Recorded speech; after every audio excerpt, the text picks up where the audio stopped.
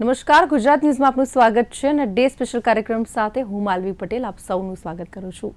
Day special કાર્યક્રમમાં આજે આપણે વાત કરીશું ગુજરાતીઓના સ્વાસ્થ્યના એક્સરેની, કારણ કે જે સર્વે બહાર આવ્યો છે, ખાસ કરીને નેશનલ ફેમિલી હેલ્થ સર્વે સામે આવ્યો છે, જેની અંદર કેટલાક આંકડા સામે આવ્યા છે, જેમાં મેદસ્વીતાપણાની જો વાત કરીએ તો 31% આંકડો સામે આવ્યો છે કે ગુજરાતમાં 31% લોકો વધુ વજનવાળા અથવા તો મેદસ્વી, જેને આપણે મોટાપો કહીએ છીએ, તેના સામે આવ્યા છે। સાથે વાત કરીશું તો 4 વર્ષમાં 10%નો અહીંયા ગંભીર વધારો જોવા મળી રહ્યો છે, એટલે કે છેલ્લા 4 વર્ષની અંદર આ સંખ્યા વધી રહી છે, જે ખૂબ જ ચિંતાજનક વિષય છે। સાથે આપણે વાત કરીશું રાજ્યમાં દર 5મો વ્યક્તિ હાઇપરટેન્શનથી પીડિત છે। તો નેશનલ ફેમિલી હેલ્થ સર્વે જે સામે આવ્યો છે, જે ક્યાંક ને ક્યાંક આપણો કહેવાય ને કે આપણા ગુજરાતીઓનું સ્વાસ્થ્યનો આ એક્સરે બતાવી રહ્યું છે, કારણ કે આ આંકડા છે દિવસે ને દિવસે વધી રહ્યા છે।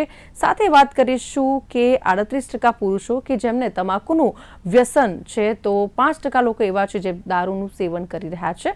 તો ખાસ કરીને વાત કરીએ મહિલા કરતાં પુરુષોમાં 2% હાઇપરટેન્શનના જે દર્દીઓ છે તે વધુ જોવા મળી રહ્યા છે।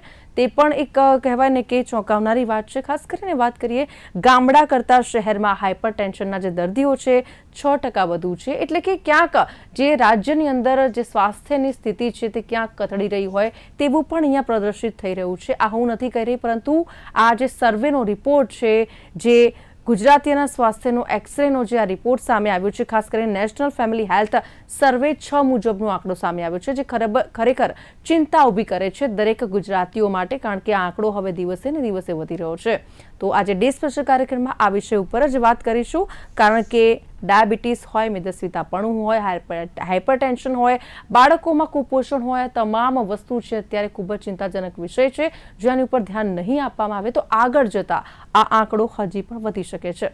તો ડે સ્પેશિયલ કાર્યક્રમમાં આ જ વિષય ઉપર આપણી સાથે વાત કરવા માટે જોડાઈ ચૂક્યા છે ડોક્ટર ધર્મેશ ભટ્ટ, જેઓ એમડી ફિઝિશિયન છે। આપણું સ્વાગત છે ડોક્ટર ધર્મેશ ડે સ્પેશિયલ કાર્યક્રમમાં। થેન્ક યુ માલવીબેન। સાથે અન્ય ગેસ્ટ પણ જોડાયા છે નરેન્દ્ર રામચંદાનીજી, આપનું પણ સ્વાગત છે, જેઓ ડાયટિશિયન છે। નરેન્દ્રજી, સ્વાગત છે આપનું ડે સ્પેશિયલ કાર્યક્રમમાં। નમસ્તે। જી, સૌથી પહેલો સવાલ ડોક્ટર ધર્મેશ આપને પૂછવો છે કે આ આંકડા જે જોઈ રહ્યા છો આપ, નેશનલ ફેમિલી હેલ્થ સર્વે દ્વારા આંકડા જાહેર કરવામાં આવ્યા છે, ત્યારે ખાસ કરીને ગુજરાતની વાત કરીએ, ગુજરાતમાં માત્ર 4 જ વર્ષમાં મેદસ્વીતાનો જે ગ્રાફ છે વધી રહ્યો છે, 10%નો આટલો મોટો વધારો થવા પાછળના મુખ્ય કારણો શું હોઈ શકે છે?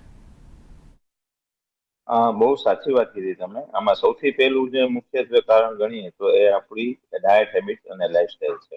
લોકોને આજકાલ બહારનું ખાવાનું, ફાસ્ટ ફૂડ, જંક ફૂડ, આ બધી વસ્તુ વધારે ખાવાની આદતો છે, જેના લીધે જે ઓબેસિટી છે, એટલે કે મેદસ્વીતા છે, વધી રહી છે। સેકન્ડ ફેક્ટર આવે લાઈફસ્ટાઈલ, કે ક્યાંક ને ક્યાંક આપણે એડિક્શન છે, ટોબેકો છે, આલ્કોહોલ કન્ઝપ્શન છે, અને સાથે સાથે જે સ્લીપ ડિપ્રેશન, લેટ નાઇટ સુધી જાગવું, લેટ નાઇટ પાર્ટીઝ કરવી, આ બધી વસ્તુના કારણે તમારી સ્લીપ સાયકલ ડિસ્ટર્બ થાય છે, અને એના કારણે આપણા બોડીમાં સ્ટ્રેસ હોર્મોનનું લેવલ વધે છે, જેના કારણે આપણું મેટાબોલિઝમ છે એ સ્લો થાય છે, અને એના કારણે ઓબેસિટીનું જે છે એ લેવલ વધતું હોય છે। અને ખાસ કરીને લોકો આજકાલ ઓફિસ વર્ક, બેઠાડું જીવન વધારે, ક્યાંય બી જવું હોય તો આજે વ્હીકલ્સમાં, ટ્રાન્સપોર્ટેશનમાં જાય છે, ચાલવાનું, એક્સરસાઇઝ કરવાનું, આ બધી વસ્તુ ઓછી થઈ ગઈ છે, જેના લીધે ક્યાંક ને ક્યાંક આ મેદસ્વીતાનું જે લેવલ છે એ વધતું જોવા મળી રહ્યું છે। એટલે મારી દ્રષ્ટિએ મુખ્યત્વે કારણ જે છે દેટ ઇઝ આપણી ખાણીપીણી અને સેકન્ડ છે લાઈફસ્ટાઈલ। આ બે બહુ મોટા ફેક્ટર છે કે જે આપણી ઓબેસિટી એટલે કે મેદસ્વીતાને વધારી રહ્યું છે। ચોક્કસથી। નરેન્દ્ર રામચંદાનીજી, આપને સવાલ કરવા માંગુ છું કે જે રીતે વાત કરીએ મેદસ્વીતાપણાની, ખાસ કરીને જે રીતે મેદસ્વીતાપણું અત્યારે ગુજરાતની અંદર જોવા મળી રહ્યું છે, શું સૌથી મહત્વપૂર્ણ કારણ કહી શકાય તો એ બેઠાડું જીવનશૈલી, અને ખાસ કરીને લોકોની જે આ બદલાતી જીવનશૈલી છે, જેમાં જંક ફૂડ અને જે રીતે ડોક્ટર સાહેબે જણાવ્યું છે કે બેઠાડું જીવન આ કારણ હોઈ શકે છે, કે પછી અન્ય કોઈ કારણ પણ હોઈ શકે છે? सबसे पहले तो मैं सॉरी कहना चाहूंगा कि मैं जो आपका रिप्लाई करूंगा हिंदी में करूंगा। जी, जो कोई बात गुजराती आवे छे बोलता नहीं भावे छे, ऐसा है। सो जी। कैसा है, बैठारू जीवन तो है ही है, लेकिन ज्यादा उसके साथ काम करता है हमारी जो खाने पीने की आदतें। लेट नाइट खाना खाना, और ये जंक फूड जैसा आपने बताया वो जी। जंक फूड खाना, मैदे वाली चीजों को खाना, और लेट नाइट तक जागना। आजकल का जो हम्म।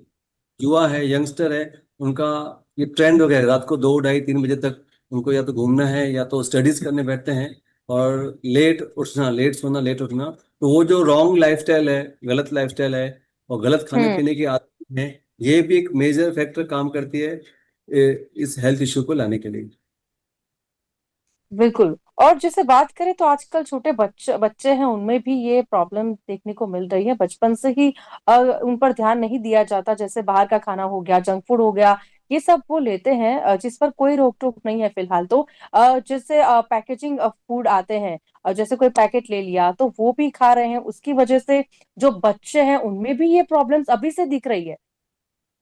छोटे बच्चों की अगर हम बात करें तो छोटे बच्चों की जो प्रॉब्लम है या उसके बॉडी जी। में जो लैक ऑफ न्यूट्रिशन है, वो उनके जन्म के पहले से ही उनमें आ रहा है, क्योंकि थ्रू आउट प्रेगनेंसी जो लेडीज है उनका खाने पीने का ध्यान नहीं रखता है, गलत चीजें खाती हैं।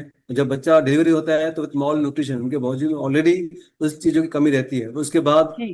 वो कहते हैं ना एड ऑन के उनका गलत लाइफस्टाइल, गलत जी। खाना, फूड पैकेट्स जो है, प्रिजर्वेटिव्स जो है, बाहर का खाना है, यहाँ तक कि जो आइसक्रीम्स हैं, कोल्ड ड्रिंक्स हैं, ये सारी चीजें बच्चों की हेल्थ को इफेक्ट करती है। मतलब आजकल के जो बच्चे हैं वो जन्म के पहले से ही इस इश्यूज के साथ ही वो बॉर्न होते हैं, और फिर उस लाइफस्टाइल में आके और भी वो प्रॉब्लम्स में आ रहे हैं।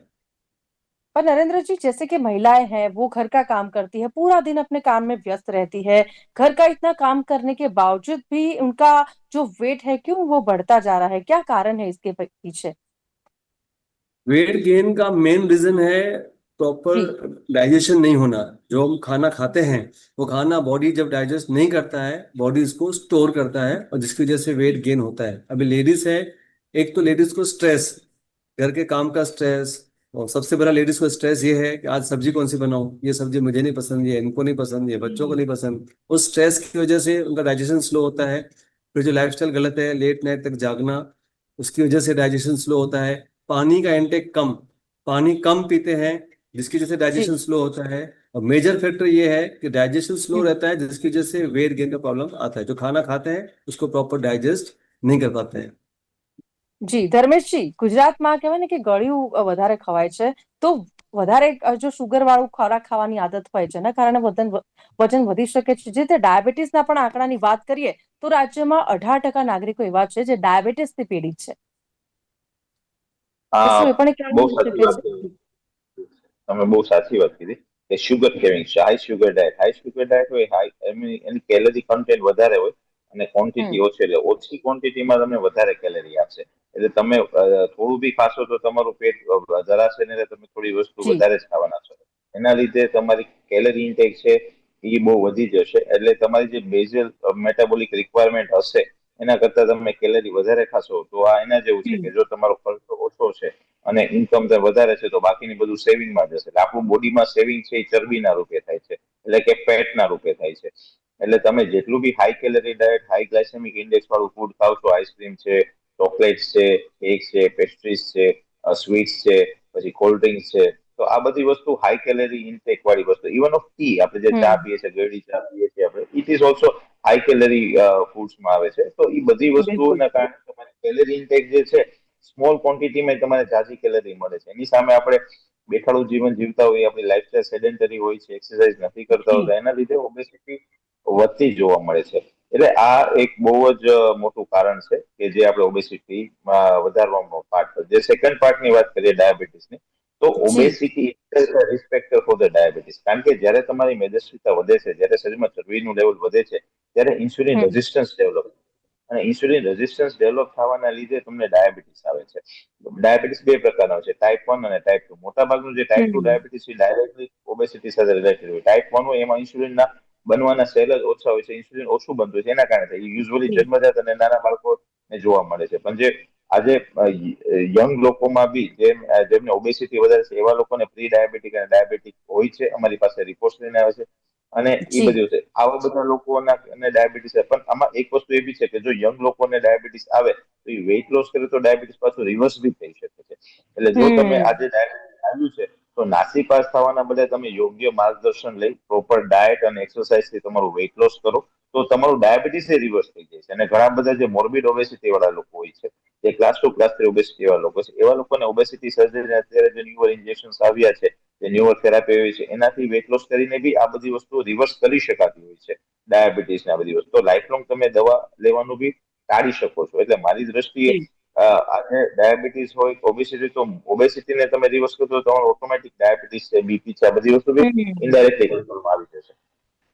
ચોક્કસ. ધર્મેશજી, ખાસ કરીને વાત કરીએ, દેશમાં મહિલાઓમાં સ્થૂળતાનો આંકડો વધી રહ્યો છે. તમે જુઓ કે 24% વધીને 30.7% થઈ ગયું છે. એટલે કે પુરુષોની સરખામણીએ જોવા જઈએ તો મહિલાઓમાં વજન વધવાનું પ્રમાણ વધારે જોવા મળી રહ્યું છે. એનું શું કારણ?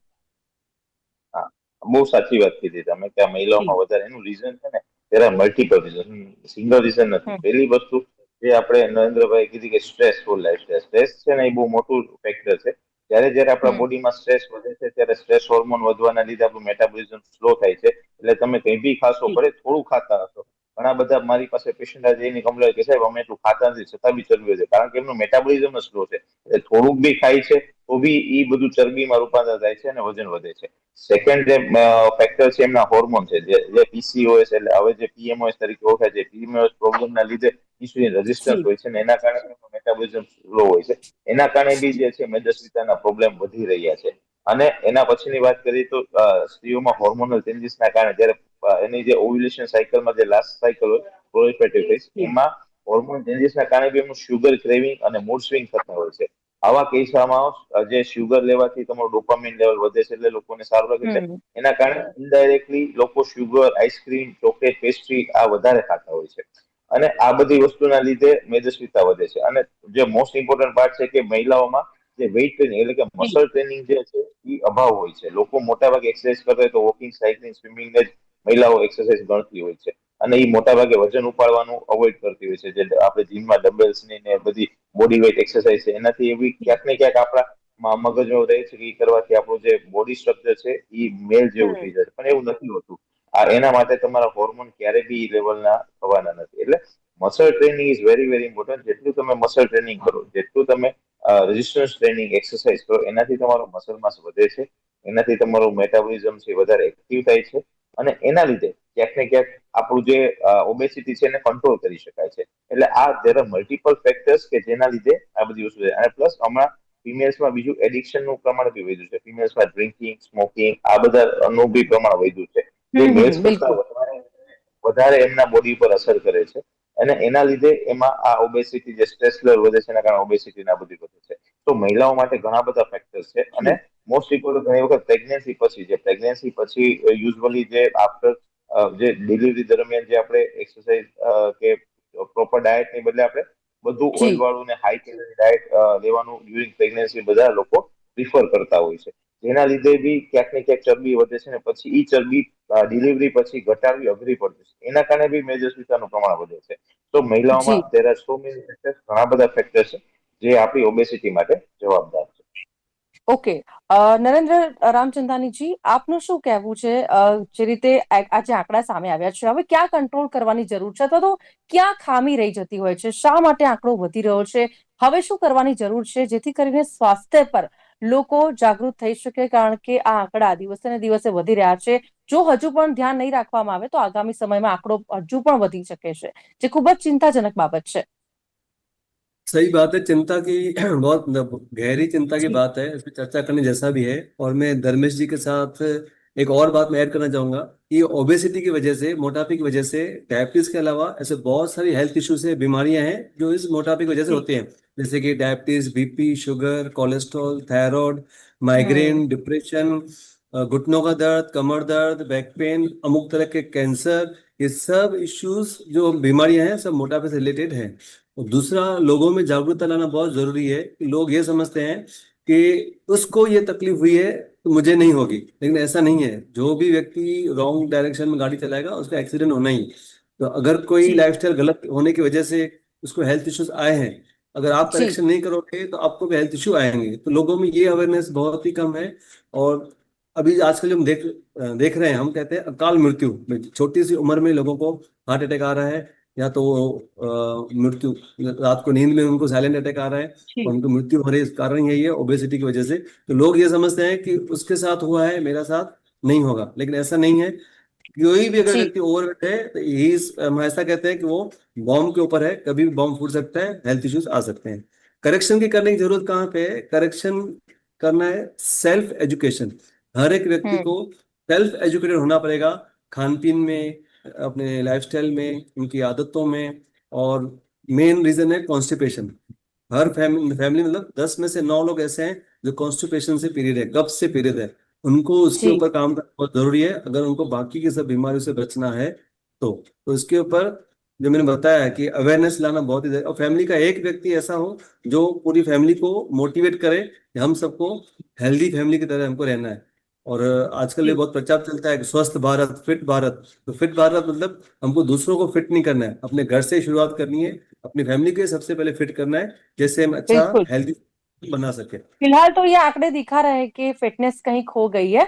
वैसे कई गृहिणियां हैं और कई हाउस वाइफ है जिनकी ये कंप्लेंट्स रहती है, शिकायत रहती है उनको कि भाई हम पूरा दिन बिजी रहते हैं, घर का काम करते हैं, इतना काम करते हैं, फिर भी हमारा वेट बढ़ रहा है। ये प्रॉब्लम्स तो हर महिला की रही है। ડોક્ટર ધર્મેશ, જે રીતે હાઇપર થી પીડિત આપણે જોઈએ રાજ્યમાં દર 5મો વ્યક્તિ જે હાઇપર થી પીડિત છે, એનું શું કારણ છે? કારણ કે હાઇપર આમ તો જોવા જઈએ તો આપણે એને નોર્મલી લેતા હોય છે કે ભાઈ ચલો હાઇપર પરંતુ આને વધુ ગંભીરતાથી સમજવાની જરૂર છે કે કેમ? હા, બહુ સાચી વાત કીધી. હાઇપરટેન્શન છે એ બહુ જ ઇમ્પોર્ટન્ટ કહેવાય, કારણ કે જો જી। આપણે એમાં ધ્યાન ના રાખીએ તો ડાયાબિટીસ જેમ હાઇપરટેન્શન બી છે એ સ્લો હમ। રોગ છે. તમારા શરીરને અંદરથી નબળો પાડે છે. એના કારણે હૃદય એટેક આવવો, સાયલેન્ટ કિડની કિલર, ખરાબ યસ। થવી, મગજના લકવા થવા, આ બધી વસ્તુઓ હાઇપરટેન્શનના કારણે થાય છે.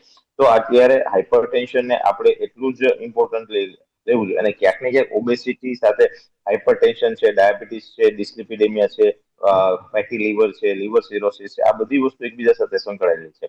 અને એની સાથે સાથે ઇન્ફર્ટિલિટી છે, ઘણી સ્કિનના હેરના પ્રોબ્લેમ છે, આ ઘણી બધી વસ્તુઓ ઘણા બધા ડિઝીઝ છે કે જે એકબીજા સાથે સંકળાયેલા છે, હાઇપરટેન્શન, ઓબેસિટીના બધી વસ્તુ સાથે. તો સૌથી ધર્મેશજી, પહેલા વાત એક વસ્તુ એ પણ છે કે આ જે સર્વે છે એમાં આપણે વાત કરીએ તો ગામડા કરતા શહેરમાં હાઇપરટેન્શનના જે દર્દીઓ છે તે 6% વધુ છે। એનું શું કારણ છે? શું શહેરની રહેણી કરણીના લીધે એવું બની રહ્યું છે કે અલગ છે ખાનપીન, જીવનશૈલી આખી આખી બદલાઈ ગઈ છે? આપણે જુઓ કે ગામડામાં અલગ રીતે લોકો રહેતા હોય છે અને શહેરમાં એ જ વસ્તુ ઉલટી થઈ જતી હોય છે। લોકો બહારનું ખાવાનું ખાતા હોય છે ને આ સાથે કહેવાય ને કે ભાગદોડ ભરી જિંદગી, એવી પરિસ્થિતિ સર્જાય છે।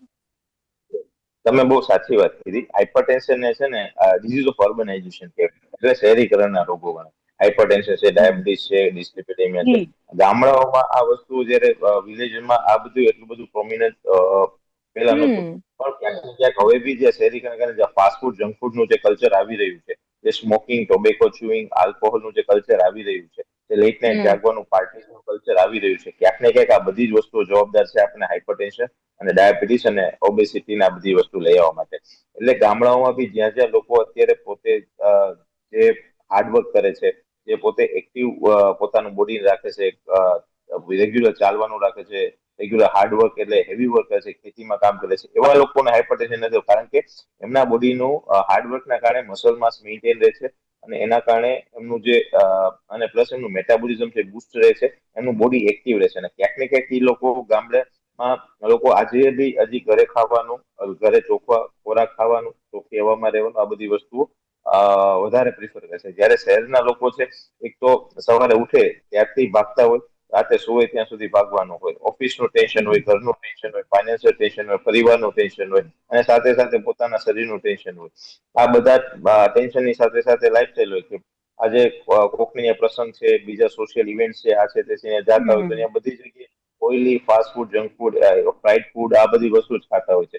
અને જે લોકોની બહુ એક્ટિવ લાઈફ હોય છે, જેને રસોઈ બનાવવા બી ટાઈમ નથી મળતી, ક્યાંક ને ક્યાંક પેકેટ ફૂડ ઉપર વધારે પ્રિફર કરતા હોય છે, જે ઓલરેડી એમાં પામ ઓઇલ ને જે સેચ્યુરેટેડ ફેટ નું લેવલ વધારે હોય છે। એટલે એ બધી વસ્તુઓ તમારા બોડીમાં નાખશો નુકસાન કરશે। એટલે જે જલ્દી ક્વિક ફૂડ છે, ફાસ્ટ ફૂડ છે, આ બધી વસ્તુઓ ખાઈને જે લોકો ગુજરાન ચલાવે, એ બધા લોકોને તકલીફ પડવાની જ છે। અને જી। સાથે સાથે જોવા જઈએ તો આ જે એડિક્શન નું લેવલ છે ને, આજે યંગસ્ટર લોકોમાં વધારે આ બધા એડિક્શન ના લેવલો બી વધ્યા છે, જી। સ્મોકિંગ છે, આલ્કોહોલ, ઇવન ઓફ ડ્રગ્સ। આપણે જોઈએ છીએ કે ઘણી બધી વસ્તુ આપણે ન્યૂઝમાં એમાં આવતી જ હોય છે કે કેટલું બધું આ બધી વસ્તુનું જે ચલણ છે એ વધતું જાય છે, ને કેટલા બધા આવા લોકો જે છે એ લોકો પકડાય છે આ બધું સેલ કરતાના। તો આ બધી વસ્તુઓ જે દર્શાવે છે કે ડિમાન્ડ અત્યારે વધી છે, એટલા માટે આ બધી વસ્તુઓ વધી છે. તો ક્યાંક ને ક્યાંક આપણે પોતે સમજવાની જરૂર છે, આપણે પોતે જ આપણી લાઈફસ્ટાઈલ સુધારવાની જરૂર છે. સવારે વહેલા ઉઠી રેગ્યુલર એક્સરસાઇઝ કરવી જોઈએ, સાંજે ટાઈમે સુઈ જવું જોઈએ અને ખાવાનું નિયમિત કરવું જોઈએ.